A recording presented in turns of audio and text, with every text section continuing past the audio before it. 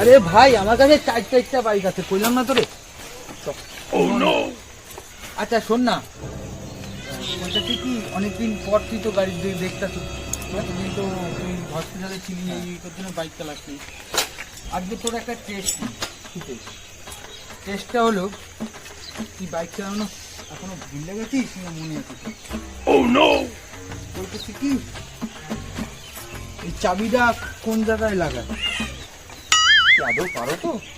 আমি A21 যত গাড়ি আছে সব চালানো হয়ে গেছে।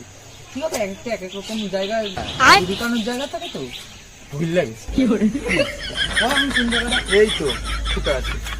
ও আচ্ছা, এই জায়গা না? বল বল বল। আমি আসলে কি শক্ত করে ধরবি শুধু। আর কইতাছি কি